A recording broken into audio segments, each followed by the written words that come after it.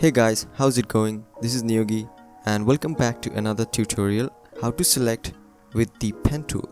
Now why would we use the pen tool? Simply, pen tool allows us to make really precise selections, and on top of that you can actually readjust the selections while you're selecting or after you have made the selection as well.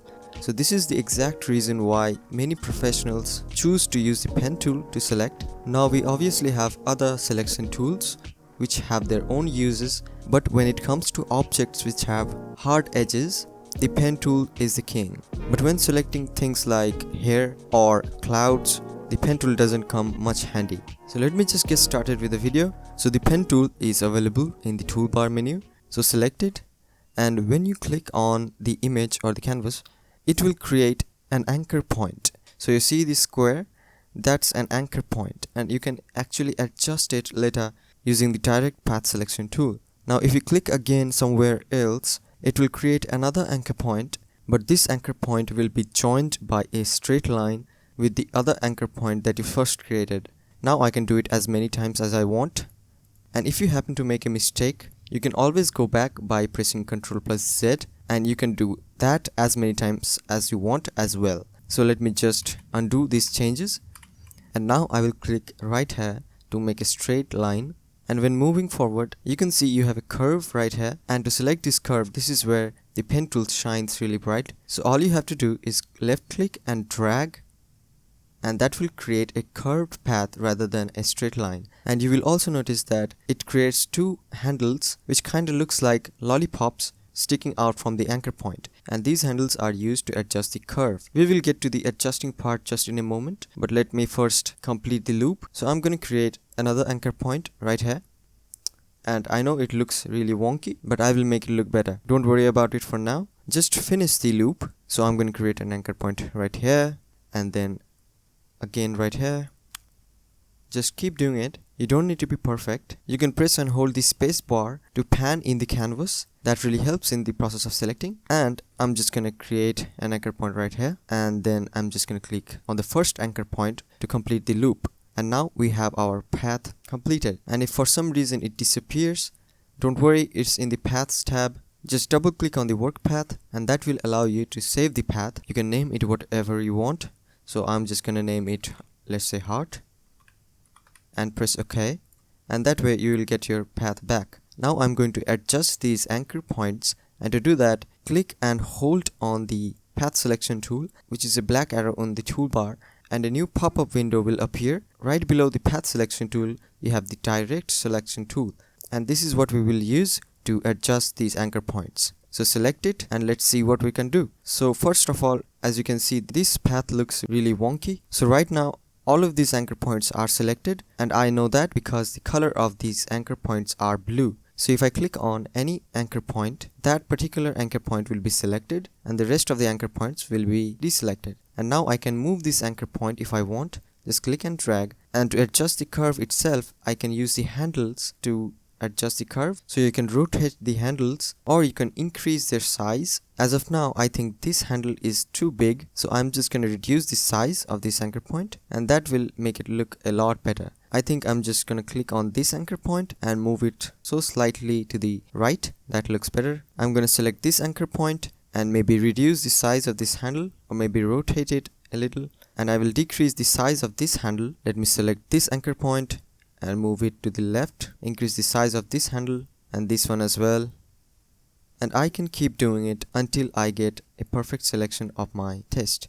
Now as you can see, we have a little curve right here, but the path that we created at the beginning is a straight line. So how can we convert this straight line into a curve? It's really easy to do. Just select the pen tool and press and hold the Alt button, and you see when you hover over a point, the cursor turns into this thin arrowhead. From there you can just click and drag to create two handles, and that way the straight line will be converted into a curved path. Really easy. Now while you have the pen tool selected, you don't really need to go back to the direct selection tool. You can just press and hold the Control key, and that will bring up the direct selection tool, and from there you can just resume readjusting these anchor points. So I'm going to reduce the size of this handle and this one as well, and I'm going to slightly move the anchor point above Now I'm going to do the same thing with this anchor point. So press and hold the Alt button, and when the arrowhead appears, just click and drag, and that will create these two handles that are used to edit the curves. Now press the Control key, and I think I will increase the size of this handle to better match the shape of this heart. And for these two handles, I will just reduce their size, and I will move this anchor point upwards again, and I think this is looking pretty good. Let's select this anchor point and maybe move this one, and just keep adjusting these handles until you get your desired shape. So this looks pretty great to me, but just have a look here. This curve doesn't look really right, and that is probably because this anchor point isn't a curved anchor point. So we need a little curve from this side, but this anchor point isn't really curved, right? So what we can do is press and hold the Alt key and make it a curved anchor point. But this curve doesn't match this shape at all. I mean, it doesn't really match the shape of the heart.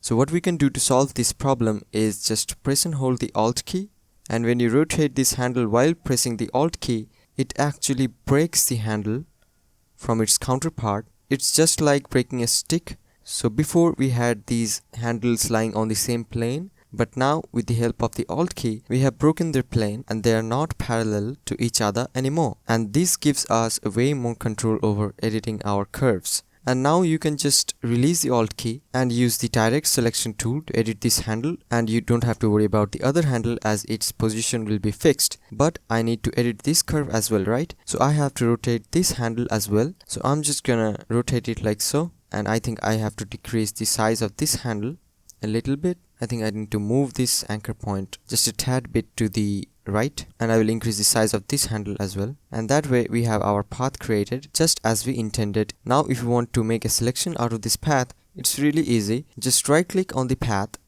and choose make selection. Leave all the settings as default and click OK, and that way you will make a really precise selection of this heart. But let me just show you a really cool trick. So go to the paths tab and select the heart path that we created, and let me just deselect this selection by using the keyboard shortcut Ctrl+D. And now what we can do is select the path using the path selection tool, which is the black arrowhead, not the white one, and select the path, and that will select all the anchor points. And now I will go to the layers tab, select the image, and I will just right click and choose create vector mask, and that will create a vector mask which is actually different from a normal layer mask, as you can see from this thumbnail right next to your image thumbnail. So a vector mask is really precise as the paths doesn't rely on pixels, and this gives us a really nice and crisp masking in Photoshop. Now you can always edit the mask by using the direct selection tool, clicking on the path, and then you can just drag them to edit your mask, which is a really handy feature. Now let me just add a solid color adjustment layer behind our image. So I will choose kind of a pink color, press OK, and I will put it behind the image layer. And now you can see how clean the layer mask actually is. And you have to keep in mind that we can always edit this mask later. And I think I will add a drop shadow on the image layer as well. So these are the settings that I'm using. Click OK, and look how amazing this looks. So this is how you use the pen tool to create a selection or create a vector mask in Photoshop. I hope you learned from this video, and if you really did, then make sure you subscribe to this channel so you can see more of my upcoming videos, and also make sure you like this video if you enjoyed it. So this is me, Niyogi, signing off, and I will meet you next time. See ya.